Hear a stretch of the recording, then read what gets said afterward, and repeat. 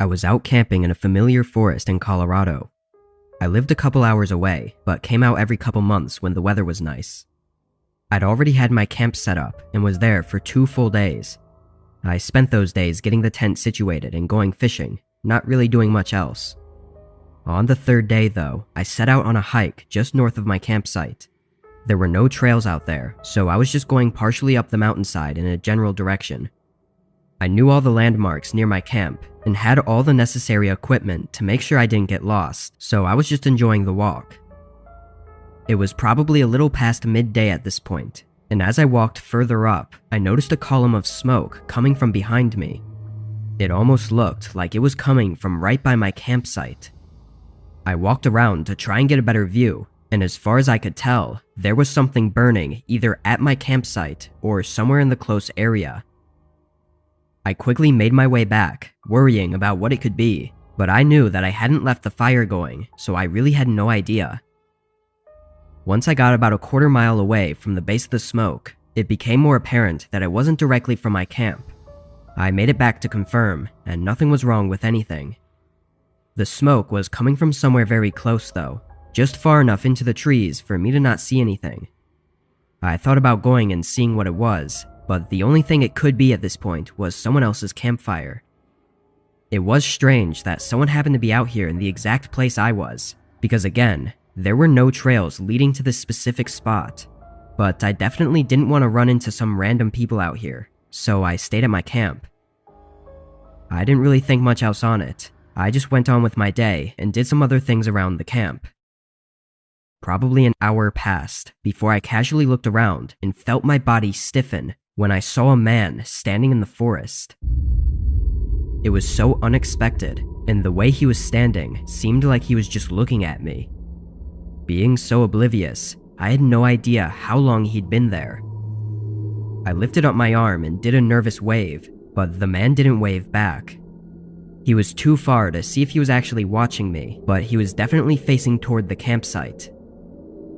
After a minute, I went back to what I was doing, but I kept my eyes up and checked every now and then, and the man stayed in that same spot for almost 15 minutes before he was finally gone.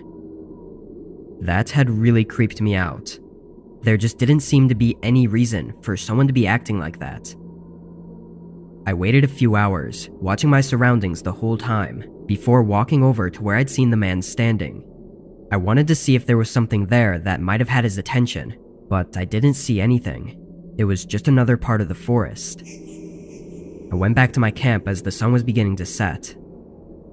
I tried to tell myself there was nothing, and I was overthinking all of it, but the more I really thought about it, the more I got creeped out. By the time the sun had fully set, I still hadn't seen anything else though. I was sitting right outside of my tent and got the fire going. I don't know how long I was out there for, at least an hour, before I noticed a flickering light to my left.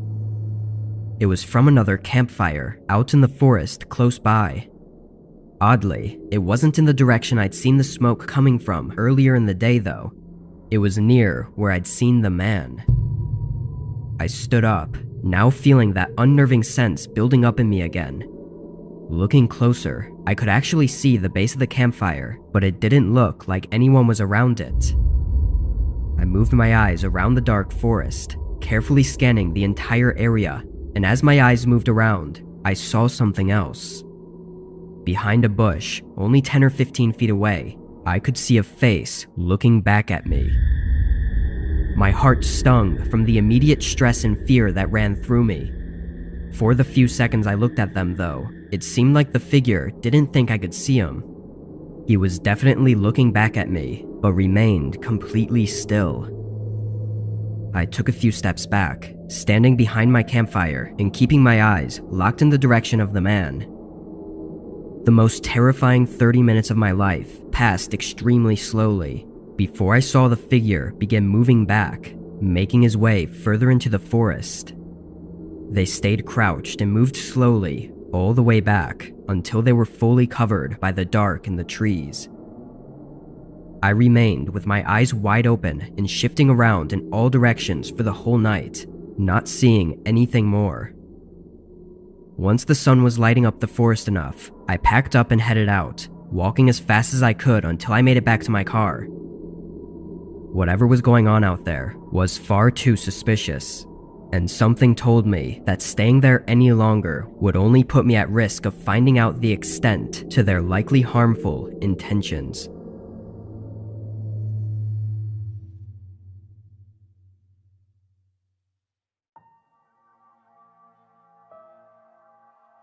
I'm a 26-year-old male, and this happened last year. I was taking a vacation alone, and one of my friends owned a cabin near the area I was planning on visiting. It all worked out really well and saved me a ton of money, which I was super grateful for.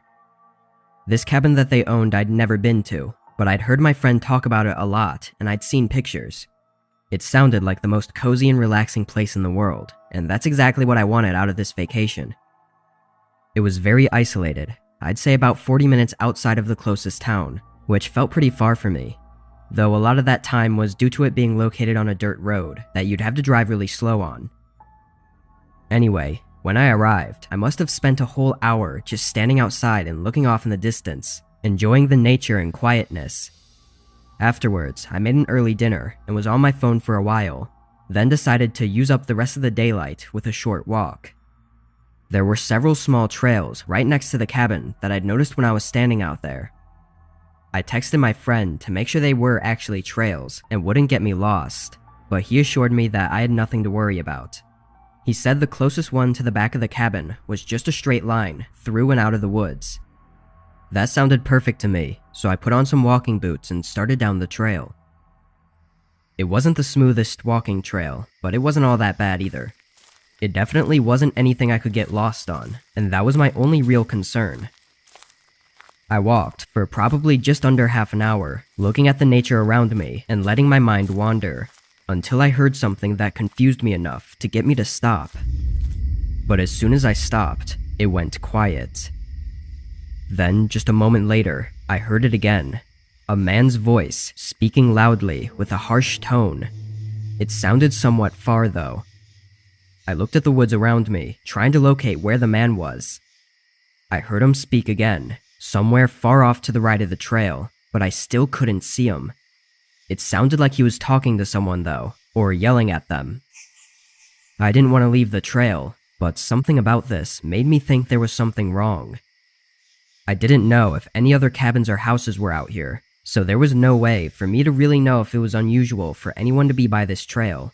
But them not being on the trail made it strange. I listened for another couple minutes, hearing the man several times speak angrily towards something. It wasn't in English, so I couldn't understand him, and strangely, nobody ever responded, at least not loud enough for me to hear.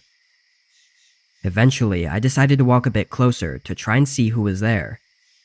I didn't want to make myself known, I just wanted to be sure that nothing crazy was going on. I was careful to not lose sight of the trail as I walked deeper into the woods, but once I got closer, all of the talking and yelling stopped. After a moment, I started to get really uneasy and jogged back to the trail. Everything going on just gave me the sense that I was in danger, and being out in the woods was probably the last place I wanted to have that feeling. The sun was beginning to come down as well, so that was my cue to get back to the cabin. I walked quickly, and just a couple minutes down the trail, I heard leaves crunching from the woods. I jolted my head around, but shadows casting from the trees made it difficult to see clearly. It sounded like someone was running behind me from somewhere out in the woods, not too far away. I turned around and ran the rest of the way to the cabin, getting inside and locking everything up. I looked out the back window and immediately saw a man walking toward the cabin. He was wearing a thick hoodie and had something in his hand. In a quick and desperate moment, I made the decision to grab my keys and run for my car at the front of the cabin. I got in and drove off, not seeing anyone follow.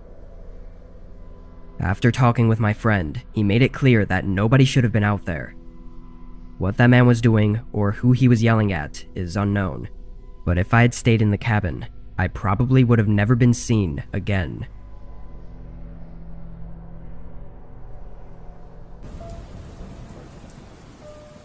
My friend and I lived in a small town outside of Seattle.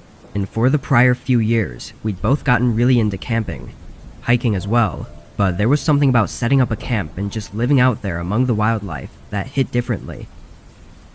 When this happened, it was spring of 2021. We had planned out a typical camping trip not far away, but with our schedules at work being a little mismatched, it took a bit of finessing to figure out a good few days to go. In the days leading up though, my manager had to push back my requested days off by a day, which messed everything up. I told my friend, who I'll refer to as Brandon, and he said it was alright since it was just a day off, saying he'd hike out there and set up camp and just spend the first night alone.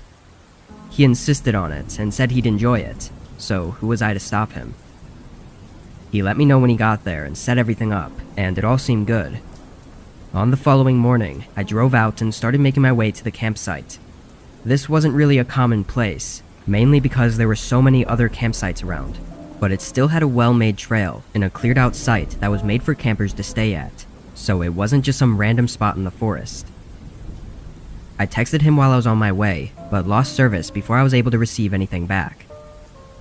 During the walk, though, there were several times where my phone had gained a bit of service, and I still hadn't gotten a text back. I thought maybe he was having service issues, or possibly it was something wrong with my phone, but basically there were a million reasons why I didn't get a text back, so I wasn't too surprised. But once I got to the camp, something was missing. Brandon. I checked the tent in the nearby areas, but he wasn't anywhere. I still wasn't too worried.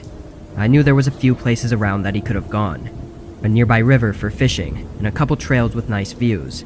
He really could have been anywhere. I put my bag down and set up my tent, then got a fire going to heat up some canned food I'd brought with. It was only noon, so if he had gone to the river or down a trail, he probably wouldn't be back until 3 or 4. But once 5 rolled around, I started to get nervous. I tried to see if I could make out any shoe prints to show which way he may have went, but honestly, I had no idea. There were a ton of shoe prints all over the area that had no clear direction. My phone had no service still, so there weren't many options for me to go out and find him. My only logical choice was to stay where I was and just hope he came back. Hiking out when the sun only had another 30 minutes of light left was just asking for a disaster. I put some more wood into the fire and sat down, hoping for the best, but uncontrollably fearing the worst. I didn't know if he'd gotten hurt, lost, or was just enjoying himself on a hike. And that's when I saw a light flash by a few trees ahead of me. It moved around like someone was walking with it, and it was near one of the trails. I felt some relief, thinking it had to be Brandon. It came closer, getting brighter and even close enough for me to hear footsteps in the distance. But then all of a sudden, right before I thought I'd see who it was, it shut off, and the footsteps stopped. "Brandon?" I called out. It was silent, no movement or response. My stomach tightened, and I called out again. "Brandon? Who's out there?" It remained silent, furthering the disturbing gut feeling I had. To make it all worse, I stared into the darkness, waiting and listening for over an hour, hearing absolute silence aside from the sounds of the woods. I never heard the person leave, but I could feel that he was still out there watching me. I got up and started packing my things, going quickly while still watching my back. Something in me just told me to get out of there and find help, so that's what I did. I don't think I was followed, as I made it out without any more incidents, but police weren't able to help me until the following day. We went back out there, finding everything how I'd last seen it, but Brandon was still gone. They tracked him, going off one of the trails and deeper into the woods, showing another set of shoe prints right next to his. Unfortunately, Brandon never turned up, and the whole thing went cold after a couple days. It's believed that he was likely taken by the person that was out there with him, and that was likely the same person I'd encountered. It's just terrible thinking about whether things would have ended up differently if I had been able to go with him on the first day, or if I too would have gone missing.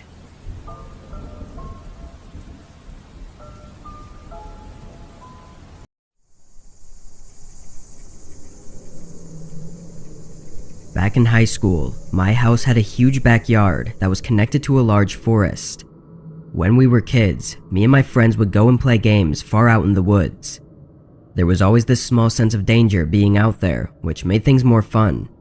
As we grew up though, we stopped going out there because there was no point.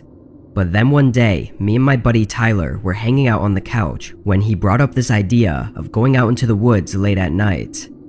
Over the next few minutes, our idea evolved from just a simple walk in the woods to full-on camping overnight. Tyler said his parents had a tent we could borrow, so we walked down the street and picked it up from his garage. Now's a good time to mention that neither of us had ever been camping before, so we had no idea what we were doing. Honestly, I don't think either of us thought anything of it though, because we would only be out there for a single night. After packing a bag with a bunch of snacks, water bottles, and a portable phone charger, we set foot in the woods. We found out within the first couple minutes that the flashlight Tyler brought was really shitty, barely lighting up more than a few feet ahead. It was enough to keep us from walking into trees and bushes, but we couldn't see much else. During the first 15 minutes of walking, we talked about how excited we were and how creepy it was going to be. But then we walked for another 15 minutes without really talking. I think we were both mesmerized and a little bit spooked by the eerie silence. A couple times, I thought I heard something walking nearby, but the flashlight would never reach far enough to see anything. After our 30 minutes of walking, we found a place to set up. It was an open section of grass with trees around it. Tyler wedged the flashlight on top of a bush so that it lit up the area, and then we started setting up the tent. He said it was an easy assembled tent, but there was nothing easy about it. We probably spent an hour to get the tent to stand up without falling in on itself. It also didn't help that every time we'd hear something, we'd have to grab the flashlight out of the bush and shine it around, then set it back up and start over on the tent. I don't know about Tyler, but at this point, I was regretting coming out there. When we did eventually get the tent up though, it was a lot less stressful. We sat inside and listened to the sounds of the woods. It would be completely silent sometimes. Then a minute later, there would be birds chirping or some other animal making noises. It was a really cool experience, until we both heard a more familiar sound. We stayed in the tent, listening as these footsteps made their way around the trees. They didn't sound like they were getting closer, but more like they were passing by. One thing we were both sure of was that they were human footsteps, not any other animal. After a minute they were gone, but me and Tyler stayed quiet, staring at the inside of the tent as we listened carefully. Around 10 minutes later, once we were sure whoever that was long gone, we left the tent and sat outside instead. We both felt a little too vulnerable sitting inside there without being able to see what was going on around us. As we sat and talked for a while, that same sound started coming up in the distance. This time, it was getting closer. It eventually got so close that we were worried they were coming directly at us. Tyler shined the flashlight in the direction of the footsteps, but the sound continued. They walked toward us slowly, and just when we thought the person would come into view of the flashlight, they stopped. They sounded so close, enough for us to hear them breathing, but just barely outside of the light. Both Tyler and I were frozen, staring at the darkness beyond the flashlight. Then we heard them take one step back, and then they began walking away. A minute later, the footsteps had disappeared, and the entire woods was silent again. We undid the tent as fast as possible and immediately left. We were so shaken up, we didn't even follow the right way home, and somehow ended up on a neighboring street. We walked down to my house and stayed up the entire night in my room, talking about what happened, or what could have happened. We never stepped foot inside those woods again, and even today, I stay far away from anywhere isolated. Whoever that person was, out there alone in the woods at night, had to be up to something awful, and I think we were really close to finding out.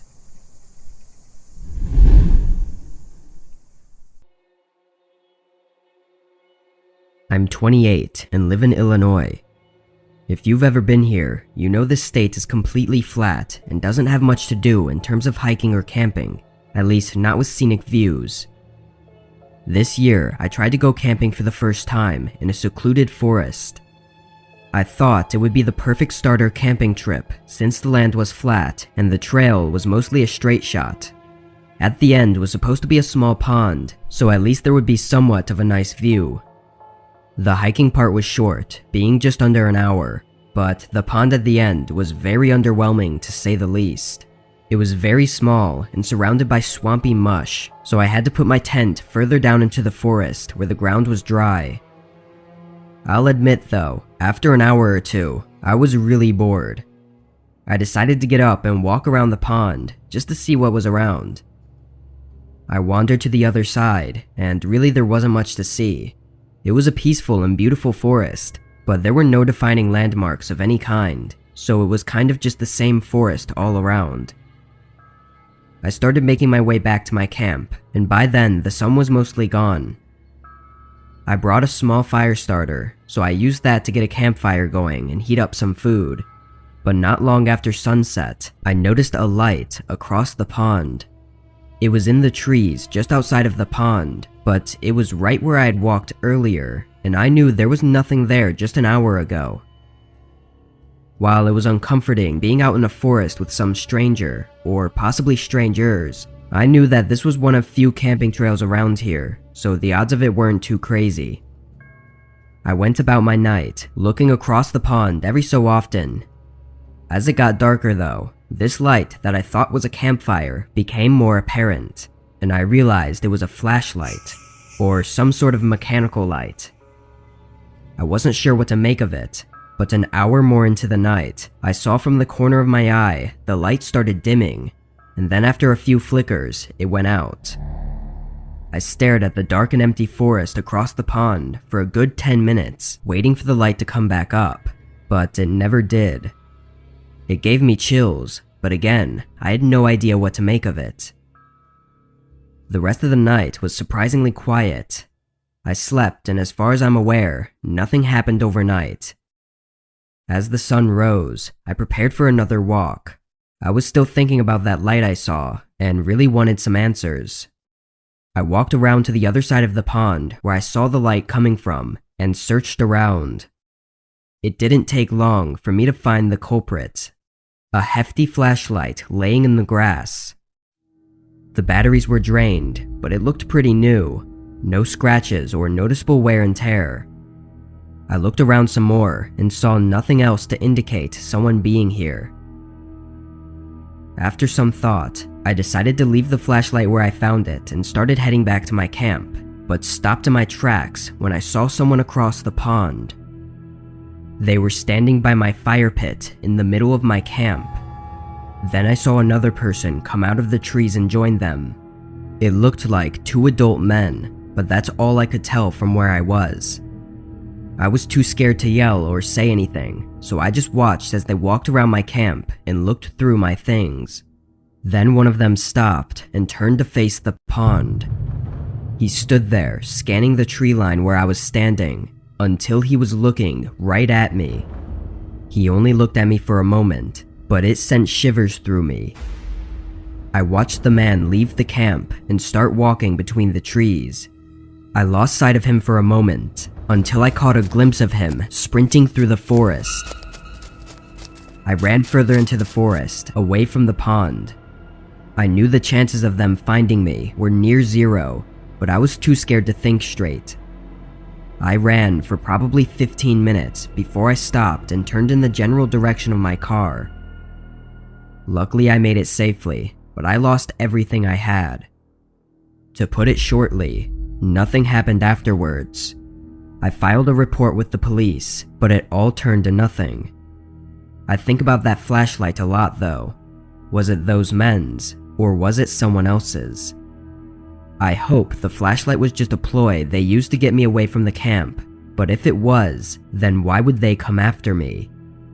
I keep trying to convince myself that it was just a robbery and they had no other intentions, but in my gut, I know that I likely came close to never making it out of that forest.